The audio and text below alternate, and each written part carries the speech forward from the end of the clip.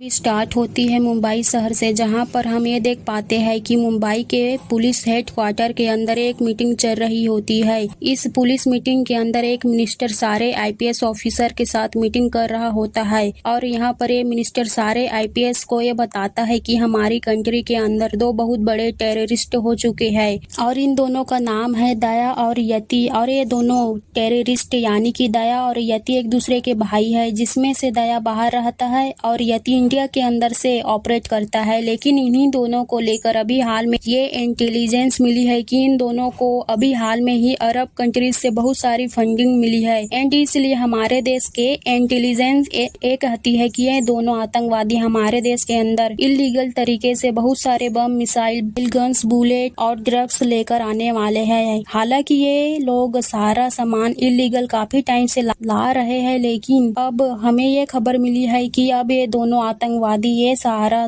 Illegal सामान बहुत सारी मात्रा में लेकर आने वाले हैं। और फिर इसके लिए वो मिनिस्टर सारे आईपीएस ऑफिसर से कहता है कि हमें कुछ भी करके इन्हें रोकना होगा। अब इसके बाद ही इसी मीटिंग के अंदर ये फैसला किया जाता है कि पुलिस डिपार्टमेंट को जल्दी से जल्दी ये पता करना होगा कि आखिरकार क्या सारा का सारा इलीगल कंसाइनमेंट इंडिया के अंदर आ कैसे रहा है। एंड फिर इसी चीज को देखने के लिए पूरा पुलिस डिपार्टमेंट मिलकर एक आईपीएस ऑफिसर को यह पूरा केस देते हैं और इस ऑफिसर का हमें नाम तो नहीं बताया गया, लेकिन ये ऑफिसर है साउथ एक्टर अजय। केस के मिलने के बाद ही एक्टर अजय यानी आईपीएस ऑफिसर जल्दी से अपने ऑफिसर्स की टीम बनाता है एंड फिर वो जल्दी से अपना केस के ऊपर इन्वेस्टिगेट स्टार्ट कर देता है। इन्वेस्टिगेशन के अंदर आईपीएस ऑफिसर को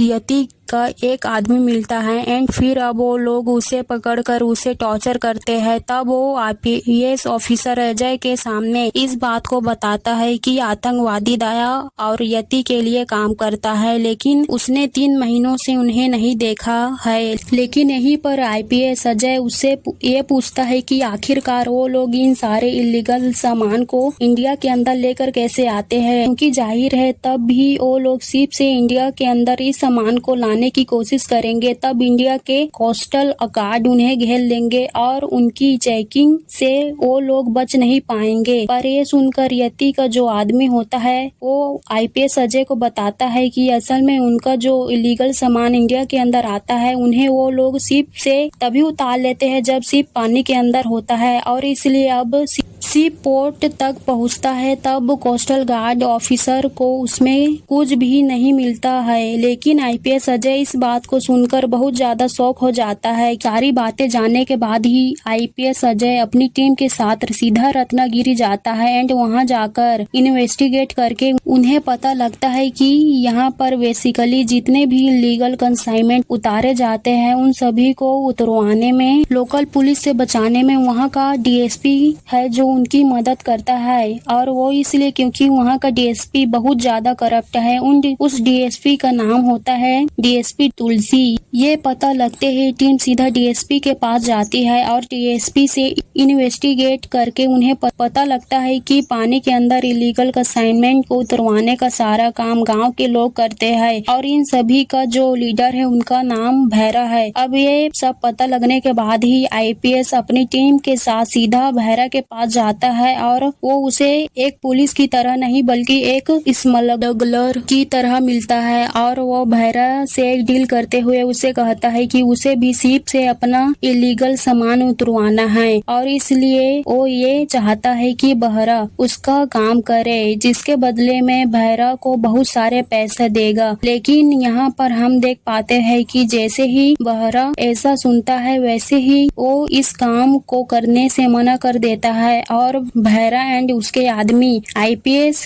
अजय से ये कहता है कि असल में उन्होंने ये सारा काम छोड़ दिया है। पर ये सुनकर आईपीएस अजय उन पर चिल्लाने लगता है और वो उससे कहता है कि उसे उसका काम करना ही होगा। फिर ये सुनकर बहरा उन सबको बहुत मारता है और उन सबको पीट कर वहाँ से भगा देता है। पीटने के बाद ही आईपीएस अजय अपनी टीम को लेकर गांव के बाहर आ जाता है और जब वो गांव से बाहर एक समुद्री किनारे के पास आता है तब उसे वहाँ पर एक बूढ़ा आदमी मिलता है। इस बूढ़े आदमी का नाम होता है सिंह सिंगप्पा, और इसलिए जब वहाँ पर आईपीएस अजय सिंगप्पा से मिलता है तब वो उसे भैरा और उसके गांव के बारे में पूछता है। एंड वो सिंगप्पा से पूछता है कि आखिर वो कौन सी वजह है जिस वजह से भैरा और उसके लोगों ने अब ये काम छोड़ दिया है। ये सुनकर सिंगप्पा आईपीएस अजय से कहता है कि इसके पीछे एक बहुत बड़ी कहानी है, लेकिन इस कहानी को सुनने से पहले तुम्हें हमारा इतिहास जानना होगा। तब ये बोलकर सिंगप्पा अपनी कहानी स्टार्ट करता है। सिंगप्पा बताता है कि आज से बहुत साल पहले यहाँ पर एक राज्य हुआ करता था और जो उस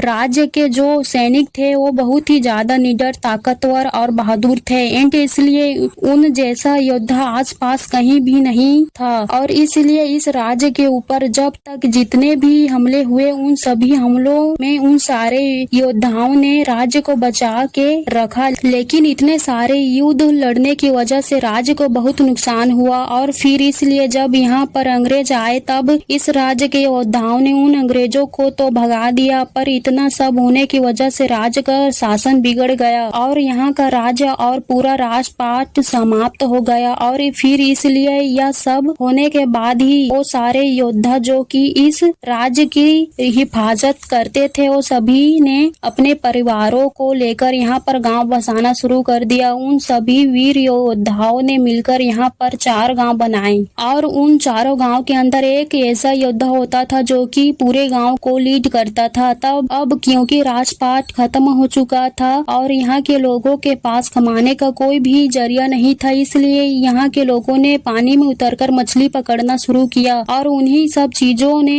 अपनी जिंदगी चलाई। पर इन सब के बाद ही हालत बिगड़ते चले गया और पीढ़ी दर पीढ़ी हमारे चारों गांव और ज्यादा गरीब होते चले गए। लेकिन फिर एक दिन हमारे चारों गांव का समय बदला और यह हुआ आज से ठीक 12 साल पहले। सिंगप्पा बताता है कि आज से 12 साल पहले हमारे गांव में 2 लोग आए थे जिनका नाम है मुर्गा और डीएसपी तुलसी। उन्होंने हमारे गांव के लोगों को काम दिया। असल में हमारे चारों गांव के लोग हैं जो बहुत ही ज्यादा ताकतवर और बहादुर है और इसलिए हमारे गांव के लोग वो काम कर सकते हैं जो कि दूसरे लोग नहीं कर सकते। और मुर्गा और डीएसपी तुलसी ने इसी बात का फायदा उठाया। असल में मुर्गा इलीगल काम करने वाले लोगों से मिला हुआ है, इसलिए वो विदेशों से बहुत सारे बम, मिसाइल, बंदूक और खतरनाक चीजों को शिप में डालकर हमारे देशों में इलीगल तरीकों से लाता है, क्योंकि पोर्टल पर कोस्टल गार्ड के द्वारा उन्हें पकड़ने जाने का खतरा होता है। इसलिए उन्होंने हमारे लोगों को ये ऑफर दिया कि हमारे लोग उसके सारे सामान को पोर्टल पर पहुंचाने से पहले उतार दे और इस काम के बदले उसने हमारे लोगों को काफी पैसा ऑफर दिया और इसलिए हमारे लोगों ने ये काम करना शुरू कर दिया। अब इसके बाद ही सिंगप्पा आईपीएस अजय को देवरा की कहानी बताना स्टार्ट करता है और वो कहानी बताते हुए उनसे ये कहता है कि आज से 12 साल पहले जब ये सिलसिला शुरू हुआ तब मेरे गांव का लीडर देवरा था और देवरा के अलावा बाकी तीनों गांव के लीडर के जो लीडर से वो है भैरा, कुंजरा और अयप्पा और चारों गांव के इन सारे लीडर्स ने मिलकर अपने सारे आदमियों को इकट्ठा किया एंड फिर उन सब ने मुर्गा के कहने पर उनका काम करना शुरू कर दिया। अब इसके बाद सिंगप्पा कहानी में हमें देवरा की फैमिली के बारे में बताता है, जहाँ पर हम ये जानते हैं कि देवरा की फैमिली में उनकी वाइफ है, देवरा की मदर है, देवरा का बेटा है जो 12-13 साल का है और इसके साथ ही देवरा की वाइफ पेट से भी है, जिस वजह से आगे चलकर देवरा को एक बेटी भी होती है। देवरा अपनी फैमिली के साथ अपनी लाइफ में बहुत खुश होता है और जो काम देवरा और उसके आदमी कर रहे होते हैं उसमें उन्हें काफी अच्छा पैसा मिल रहा होता है, इसलिए चारों गांव की जिंदगी काफी अच्छी चल रही होती है। लेकिन कहानी में आगे हम ये जानते हैं कि भैरा जो देवरा से बहुत ज्यादा जलता है और ऐसा इसलिए क्योंकि देवरा को खुद के गांव के साथ साथ बाकी के तीनों गांव भी देवरा की बहुत ज्यादा इज्जत करते थे और सिर्फ यही नहीं बल्कि चारों गांव के सारे लोग मिलकर हर साल एक खास पूजा करते हैं जिस पूजा का नाम है शस्त्र पूजा। एंड बेसिकली शस्त्र पूजा के अंदर चारों गांव से 2-2 योद्धा भाग लेते हैं और जिस गांव का योद्धा आखिरी तक टीका रहता है और सारे लोगों को हरा देता है वो इस प्रतियोगिता को जीत जाता है और जो भी योद्धा ये जीतता है उसे इनाम के तौर पर सारे पूर्वजों के हथियार मिलते हैं और जीतने वाला इन सारे शस्त्रों को अपने घर में रखता है और ये इन सबके लिए बहुत सम्मान की बात होती है। और यहाँ पर हमें यह पता लगता है कि बीते बहुत सालों से शस्त्र पूजा की प्रतियोगिता हर साल हर बार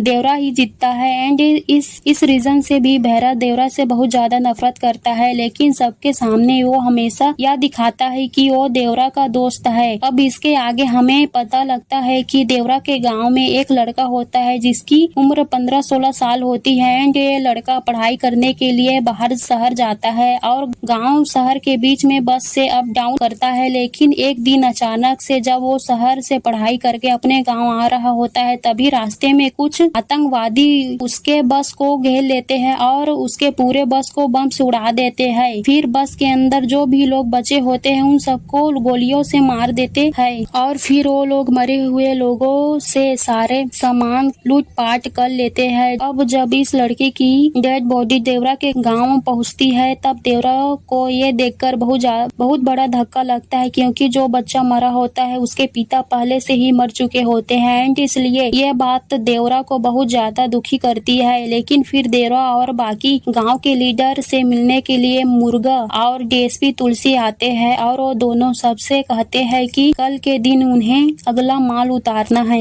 लेकिन ये बात सुनकर देवरा मुर्गा और डीएसपी से कहता है कि इस काम को कुछ दिन के लिए रोक देना चाहिए, क्योंकि इस टाइम पर कोस्टल गार्ड ऑफिसर की शक्ति बहुत ज्यादा बढ़ गई है, इसलिए पकड़े जाने का खतरा काफी ज्यादा है। लेकिन देवरा जैसे ही ऐसा बोलता है वैसे ही हम देखते हैं कि भैरा और कुंजरा ये बोलते हैं कि अगर देवरा को नहीं आना है तो ना आए, हम उसके बिना भी इस काम को कर लेंगे। लेकिन फिर जो चौथे गांव का लीडर होता है यानी कि अय्यप्पा, वो देवरा को साथ आने के लिए कहता है और वो देवरा को यह बोलकर मना लेता है कि देवरा साथ होगा तो वो उन सबको किसी भी हालात से बचा लेगा। एंड फिर देवरा राजी हो जाता है और फिर वो अब अपने काम के लिए निकल जाते हैं। लेकिन अब हम देखते हैं कि शिप के कोस्टल गार्ड ऑफिसर सारे लोगों को पकड़ लेते हैं। तब कोस्टल गार्ड ऑफिसर में से जो सबसे सीनियर होता है उन सबको कहता है कि वो भी यहीं पास में रहता है और इसलिए वो देवरा और उसके सारे साथी को जानता है। लेकिन उसने ये सुना था कि उसके बाप दादा बहुत ज्यादा बहादुर थे और बहुत बड़े योद्धा भी थे और उन्होंने अपने देश को बचाने के लिए हर बाहरी ताकत का सामना किया है। लेकिन यहाँ पर तो उनके बच्चे चोरियां करते हैं जो कि हमारे देश को भी बर्बाद कर रहे हैं। इन सब के आगे वो ऑफिसर वो सारे कंटेनर खोलता है और वो सबको दिखाते हुए सबको बताता है कि इन सारे कंटेनर्स में बंदूक, बम, हथियार, इस तरह के सारी खतरनाक चीजें हैं और ये सारी चीजें क्रिमिनल के हाथ जाती है। तब वो इन सब के हाथ जाती है, तब वो इन हमारे लोगों को मारते हैं। जब देवरा उस ऑफिसर की सारी बातें सुनता है तब वो ये समझ जाता है कि वो ऑफिसर बिल्कुल सही कह रहा है और इसी टाइम पर वो अपने गांव के लड़के की मौत को भी याद करता है। अब देवरा अपने मन में डिसाइड करता है कि अब से वे सारा काम छोड़ देंगे। लेकिन इस टाइम पर ही देवरा ये देखता है कि भैरा, कुंजरा, अय्यप्पा और उसके बाकी सारे लोग अचानक से सारे कोस्टल गार्ड ऑफिसर के ऊपर हमला कर देते हैं और उन्हें मारने लगते हैं। लेकिन फिर देवरा उन सबको ऐसा करने से रोक देता है और फिर वो अपने सारे लोगों को चलने कहता है, जिसके बाद ही वो लोग उन कंटेनर को अपनी बोट पर डालते हैं और वहां से निकलने लगते हैं। और सारे कोस्टल गार्ड ऑफिसर से वो वादा करता है कि आज के बाद से वो ऐसा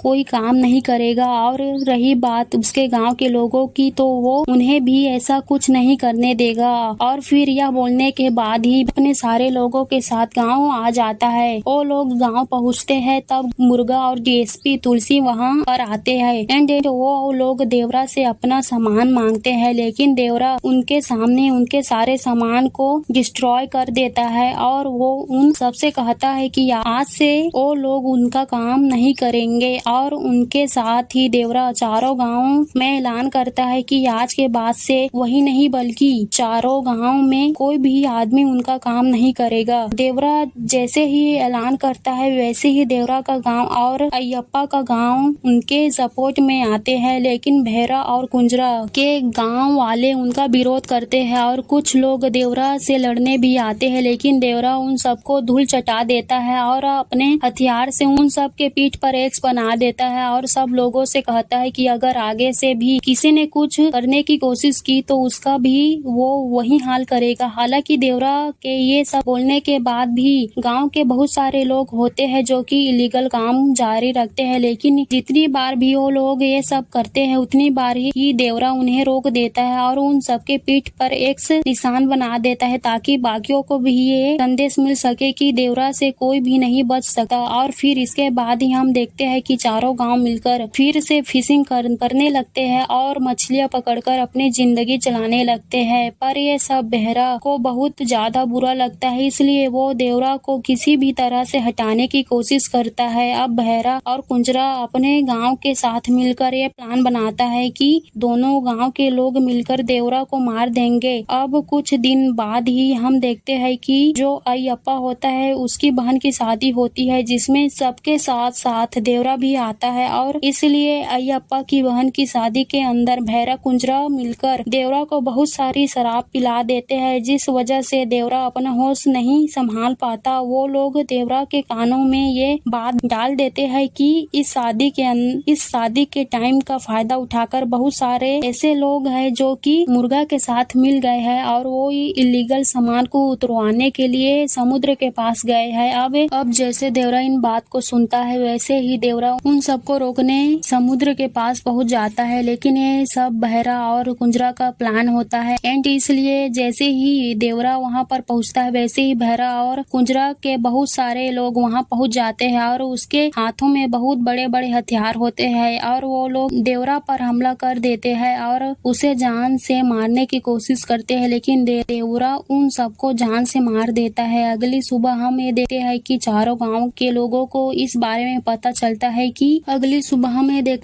चारों गांव के लोगों इस बारे में पता लगता है और इसलिए बहुत सब लोग वहीं आते हैं जहां पर रात को देवरा ने उन सब लोगों को मारा था। उन सब की लाश पड़ी होती है और निशानी के तौर पर उनकी पीठ पर एक्स बना होता है। इसके बाद ही वहीं पास के एक पत्थर पर कुछ शब्द लिखे होते हैं, जिसमें लिखा होता है कि अब देवरा गांव छोड़कर चला गया है। अब से दूर रहकर ही चारों गांव की निगरानी करेगा और जो भी लीगल काम करेगा उसे देवरा मार देगा। इसके बाद ही काफी सारे लोग फिर से वो इलीगल काम करने की कोशिश करते हैं, लेकिन देवरा उन सब का वही हाल करता है जो हाल उसने पहले वाले लोगों का किया था। इसलिए चारों गांव में डर बैठ जाता है कि देवरा किसी को नहीं छोड़ेगा। इसलिए हम ये देखते हैं कि वो चारों गांव ये काम छोड़ देते हैं और फिर से फिशिंग स्टार्ट कर देते हैं और हम इस तरह से 10-11 साल बीत जाते हैं। जिसके बाद ही देवरा का जो बेटा होता है जिसका नाम वरा होता है वो भी जवान हो जाता है और वो भी बेसिकली अपने बाप देवरा जैसा ही दिखता है। और हम देख पाते हैं कि जहाँ देवरा वीर था वहीं पर वरा डरपोक होता है और इसलिए वो किसी से भी नहीं लड़ाई करता। लेकिन इसी टाइम पर हम भैरा को भी देखते हैं जिसके मन में देवरा को लेकर गुस्सा और ज्यादा बढ़ चुका है और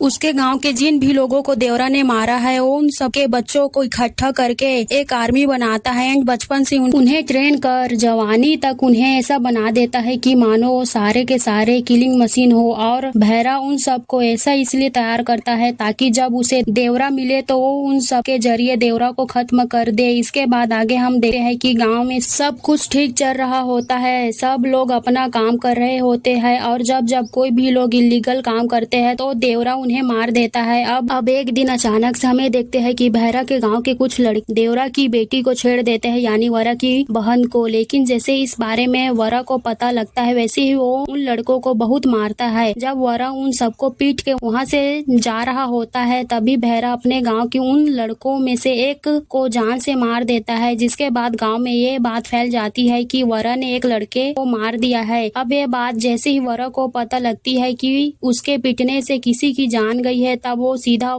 भैरा के गांव भैरा के पास जाता है ताकि वो भैरा से माफी मांग सके। लेकिन भैरा उससे कहता है कि वह उसे तभी माफ करेगा जब वो उसके लिए काम करेगा। वे बात सुनकर वरा हाँ बोल देता है। इसके बाद हमें पता लगता है कि भैरा ने मुर्गा और डीएसपी तुलसी से डील कर ली होती है और उसने उसे बोला होता है कि अब उसके जो लड़के हैं वो इतने ज्यादा तैयार हो चुके हैं कि अब अगर देवरा उसके सामने आता भी है तो वो उसे जान से मार देंगे। और फिर इसके लिए वो लोग कंसाइनमेंट को लेने के लिए पानी में उतरते हैं और इस बार भैरा उन सबके साथ साथ देवरा के बेटे वरा को भी भेजता है और भैरा वरा से कहता है कि यदि देवरा उसे दिखे तो उसे देवरा को मारना पड़ेगा। अभी इन सब के बाद ही जैसे ही वो लोग पानी में जाकर कंसाइनमेंट उतारने लगते हैं वैसे ही हम देखते हैं कि कोई उन पर हमला कर रहा है और कोई उन सबको पानी में खींच खींच कर मार रहा है। और जब दूसरे लोग उन सबको खींच कर बाहर निकाल रहे हैं तब वो लोग देख रहे हैं कि जिन भी लोगों को पानी के अंदर खींचा गया था उन सब के पीठ पर एक्स बना हुआ है और उन्हें लगता है कि शायद से ऐसा हो सकता है कि देवरा कर रहा है। लेकिन फिर वहीं पर ही एक बहुत बड़ा खुलासा होता है कि वहाँ देवरा नहीं होता, वहाँ पर देवरा का बेटा वरा होता है और ये सब वरा ही कर रहा होता है। और फिर जब उन सारे लोगों की पीठ पर एक्स बना देता है और उन्हें बेहोश कर देता है तब उन सबको शिप में डालकर तट पर ले जाता है और उनसे वहाँ पर मिलने आते हैं सिंगप्पा। और हमें पता लगता है कि जिस रात देवरा पर हमला किया गया था उसी रात देवरा की मौत हो गई थी, लेकिन देवरा के बेटे वरा ने और सिंगप्पा ने देवरा के मरने के बाद भी उसे किस्से कहानियों में जिंदा रखा ताकि चारों गांव के मन में जो डर है वो डर बना रहे। और देवरा के गायब होने के बाद हमें लग रहा था कि उन्हें देवरा मार रहा है, लेकिन असल में उन सबको वरा नहीं मारा था। लेकिन ये सारी बातें जानने के बाद ही जब हमें पता लगता है कि देवरा की मौत हो चुकी है और देवरा उसी दिन मर गया था जिस दिन उन लोगों ने देवरा पर हमला किया था, तब पर एक बहुत बड़ा सवाल उठता है। और इसलिए क्योंकि उस दिन देवरा से लड़ने के लिए जो भी आए थे देवरा ने उन सबको मार दिया था, तो आखिरकार उन सबको मारने के बाद भी देवरा की मौत कैसे हुई और आखिरकार वो कौन था जिसने देवरा को मारा होगा? इस सवाल का जवाब एंड में मिलता है। जब देवरा ने उन सबको मार दिया था तब देवरा से मिलने के लिए वहाँ पर देवरा का बेटा वरा आया था और वरा ने ही देवरा को चाकू मार के जान से मार दिया था। यानी कि देवरा का कातिल उसका अपना बेटा वरा है जिसने सिर्फ 13-14 साल की उम्र में अपने पिता देवरा को मार दिया था। और ये मूवी यहीं पर खत्म हो जाती है।